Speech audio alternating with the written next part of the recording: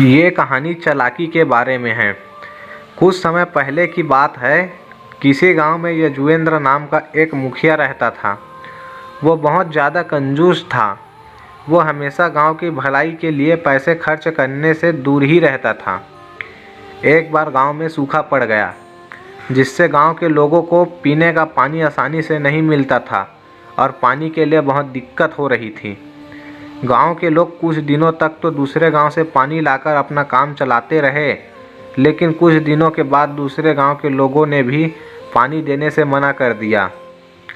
उसके बाद गांव के सभी लोग मिलकर मुखिया के पास गए और मुखिया से कहा कि गांव में एक कुआं खुदवा दो, जिससे गांव के लोग सूखे की स्थिति में पानी पी सके। मुखिया ने गांव के लोगों से कहा कि कुआं खुदवाने में तो बहुत सारे पैसे लगेंगे और उतने पैसे मेरे पास नहीं हैं। गांव में कुश नाम का एक चालाक लड़का रहता था।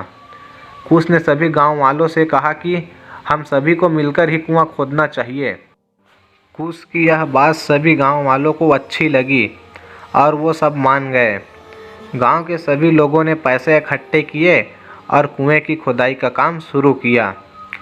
कुछ दिन सभी गांव वालों ने मिलकर कुआं खोदा, लेकिन उसके बाद एक दिन ऐसा हुआ कि कुआं खोदते समय एक बहुत बड़ा पत्थर सामने आ गया और उसकी वजह से कुआं खोदने का काम रुक गया।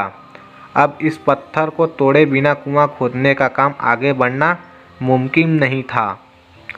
इस पत्थर को तोड़ने के लिए और भी पैसों की ज़रूरत थी, लेकिन जमा किए गए पैसा उसके लिए पर्याप्त नहीं थे।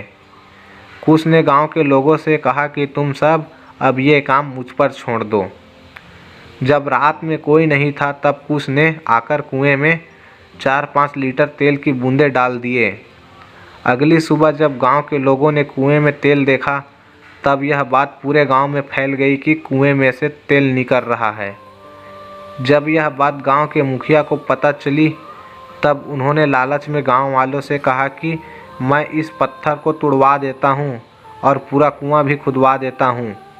इसके बाद गांव के मुखिया ने कुआं खुदवाने का काम शुरू करवा दिया और बाकी का कुआं कुछ ही दिनों में खुद गया।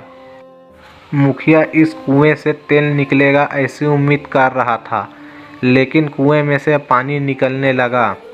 सभी गांव के लोग पानी देखकर बहुत ज़्यादा खुश हो गए। मुखिया को पता चल गया कि किसी ने उसे उल्लू बनाया है। इस तरह कुश की चालाकी से गांव वालों के पैसे भी बच गए और कुआं भी खुद गया। गांव के सभी लोगों ने कुश का उसकी इस चालाकी के कारण उसका आभार माना।